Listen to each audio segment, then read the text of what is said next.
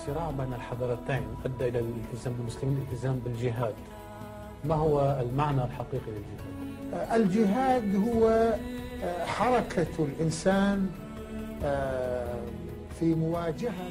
Jihad is a movement of people against anyone who undermines basic principles of life and humanity, or who commits an act of aggression against them.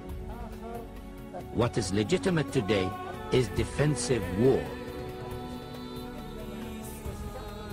When colonialists occupy your country to steal your wealth and oppress your human values, it is your right to defend yourself.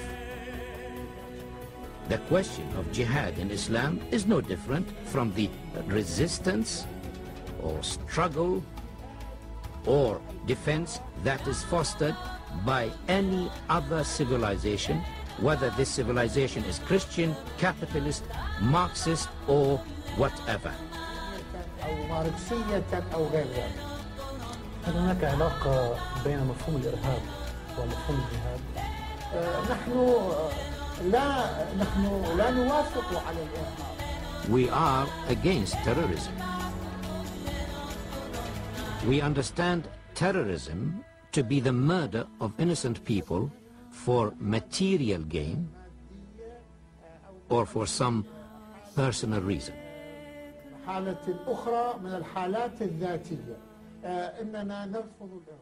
We reject terrorism. The Quran states, "Do not punish one person for the crime committed by another," which means a man is not to be held responsible for the sins of others.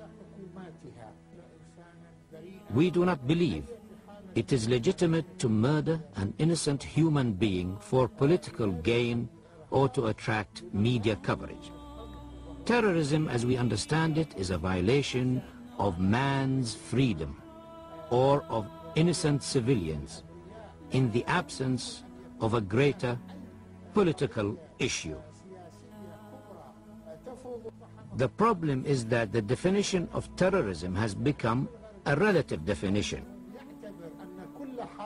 The Western media consider any liberation movement against an occupier or against certain Western policies that are being imposed on the Third World as terrorism.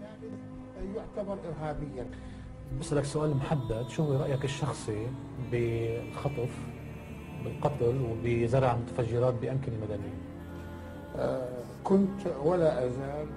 I have always been and remain opposed to the use of kidnapping as a political means or to attract the media, whether it is the kidnapping of individuals or the hijacking of airplanes.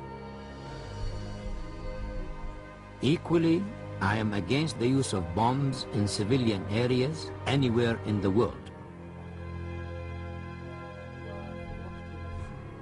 At the same time, we are against the assassination of civilians.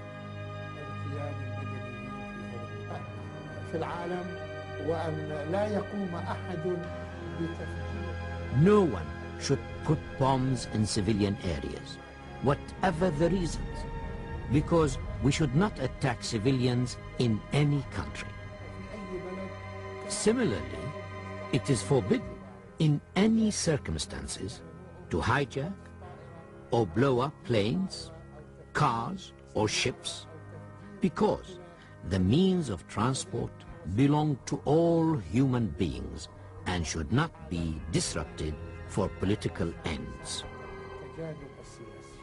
Moreover, Islam preaches for dialogue with the people of the book, the Jews and the Christians, and said, "And argue not with the people of the book except in the best of manner," which means that Muslims must not argue with Jews and Christians except with good manners. Why I say to Western opinion, come for a good word, come for a rational, objective and civilized dialogue.